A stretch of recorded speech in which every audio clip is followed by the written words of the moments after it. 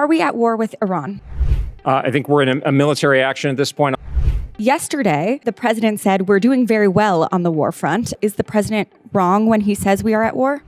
You said that regime change is not one of the objectives. If that's the case, can you explain why the first military target was Iran's Supreme Leader Khamenei?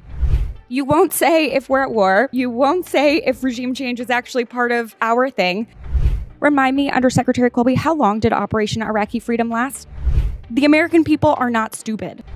This administration keeps telling us this is not Iraq while using the exact same arguments, and you literally can't even tell me whether this is a war, what we're trying to achieve. Thank you, Mr. Chairman. Mr. Colby, good to see you again. To date, the department has failed to comply with Section 1067 of the FY25 NDAA, which requires the department to provide us with copies of each extant execute order issued at the direction of the president and the secretary. When can we expect the department to comply with this law? I'll have to get back to you, ma'am. Okay, thank you. Are we at war with Iran? I think we're in a military action at this point. I'll leave it to Congress and lawyers, et cetera, from the administration to determine the exact. Okay, so yesterday, the president said we're doing very well on the war front. And previously he said we should expect American casualties because, quote, that often happens in war. So is the president wrong when he says we are at war? Well, I won't add or subtract anything to the president. I wouldn't presume to do so, but I know this is a material matter in front of the Congress and between the administration, and I'm not the right person to weigh in on exactly the criteria. Okay. You said that regime change is not one of the objectives of this military operation. Is that correct? Of the U.S. military campaign at this time as directed by the president. Okay. If that's the case, can you explain why the first military target of the joint U.S.-Israeli operation was Iran's Supreme Leader Khamenei? My understanding is that's an Israeli strike. We can get you more detail, including this afternoon in the classified briefing. Okay, well, President Trump clearly disagrees because he immediately took credit for this, saying, I got him before he got me. And shortly after the strikes on Saturday, Trump told the Iranian people, bombs will be dropping everywhere. When we're finished, take over your government. It will be yours. This is probably your only chance for generations. And your boss, Secretary Hexeth, literally said he made sure that the people responsible in the Iranian regime to try and take out President Trump were on the target list. How does arming the Kurds and encouraging a civil war advance our military objectives of degrading Iran's power projection capabilities? Ma'am, I'm not sure I can comment on that. I'm just not tracking it specifically, but I can get back to you or into classified. Okay, great. I'd like to enter into the record 3 articles about how we are arming the Kurds. Absolutely. Thank you. Okay, so you won't say if we're at war. You won't say if regime change is actually part of our thing. Do you agree that there is a risk of Iran becoming a failed state? I think there are a wide range of risks, but I think those are the kinds of things that we are precisely seeking to avoid and capitalize on to make sure it's net beneficial for the American people. Okay, and does the department actually have a plan to avoid that and prevent a failed state in this very strategic part of the world? Well, without fixating on the specific eventuality, ma'am, I would say the department is actively planning to ensure that we are, deliver on the president's objective of a net beneficial result for this military campaign. Okay, you keep saying that it's important that we have a plan and that you are working on the plan. What is the plan? Ma'am, I can, it may be worth when my colleagues, or we can go in, but particularly when my colleagues come over and brief this afternoon, you may ask them. Obviously, we're not going to talk about that in open session. Okay. How long will this war last? How much longer will our service members have to sacrifice their lives? So I'm not going to take away the president's decision space. He's got the wide range. He's the master of that. As he has indicated, and Chairman Kaine as well, the military campaign, at least at this point, has been scoped out, or I would say people have discussed it as roughly 3, 4, 5 weeks. But that, of course, does not constrain the president's decision space. But again, goes back to the kind of phasing of the military campaign that's been given specifically to the U.S. Armed Forces. Okay. And what about cost? Can you say how much this will cost the American people? I'll get back to you, ma'am. I can't give you an answer at this point. Okay. Mr. Colby, at his first press conference, your boss, Secretary Hexeth, said this mission is laser-focused, destroy offensive missiles, destroy missile production, destroy their Navy, and they will never have nuclear weapons. In 2003, just as Operation Iraqi Freedom was getting underway, President Bush said, our mission is clear, to disarm Iraq of weapons of mass destruction, to end the regime's support for terrorism, and to free the Iraqi people. Remind me, Undersecretary Colby, how long did Operation Iraqi Freedom last? I'm actually not sure technically, a decade or something. It took 8 years before Iraq became even remotely stable at a cost of thousands of American lives and trillions of taxpayer dollars.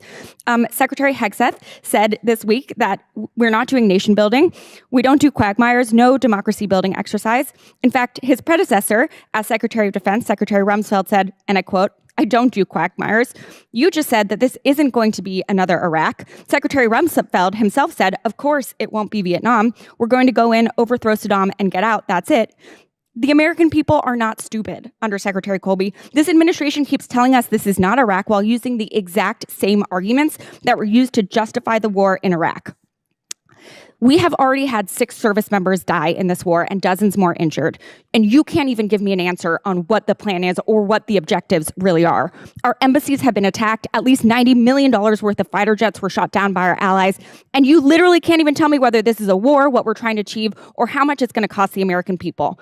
My generation has been paying our entire lives for forever wars that your president promised to end. And yet you sit here today unable to provide us with any clarity. Our service members and the American people deserve better. Mr. Chairman, I yield back. Thank you. Mr. Luttrell, you're recognized for 5 minutes. Thank you, Mr. Chairman. And I would first like to say my thoughts and prayers are with the family, hopefully are with the families of the service members that we lost. May the good Lord put peace in everyone's heart. Mr. Colby, thank you for being here today. In the NDS, it emphasizes our essential responsibility of the Department of War is to ensure that we always are able to negotiate from a position of strength in order to sustain peace in the Indo-Pacific. What is your perspective on ensuring we have self-sustaining energy capabilities to operate in a contested space? In particular, as we move forward in technology, the development of mobile tactical microgrid power systems, if you're familiar with that. And I'd like to get your perspective on how that will help enable, and as I think it will, our warfighters in those Well, thank you, Congressman. And I'm not an expert on that specific issue, but I do think the ability to have logistics that are adapted to the scale of the Indo-Pacific area and also the ability to be resilient even in the face of significant precision attack at scale is very important. And so self-sustaining kind of energy models are I think... As this, I'm going to call it conflict, war, however you want to define it, as we're moving into this once again, and I'm for sure, and I may be totally wrong on this, but I'm pretty sure we're pretty positive we fought in Iraq for about 20 years. I may be wrong on that. It may be a lot shorter than that. I may be losing my mind. But I would recommend, if we're not doing that, that the Department of War takes a hard look on long-term sustainability if we have to send boots on the ground like we did in Iraq and Afghanistan. The United States lacks a sufficient domestic production for high-purity iron.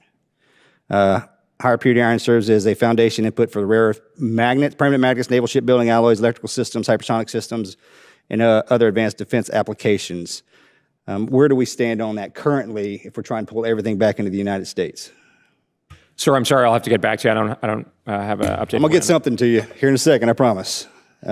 What's your familiarity on subsea cabling as far as the department? Somewhat, obviously limited in what I can say in this setting.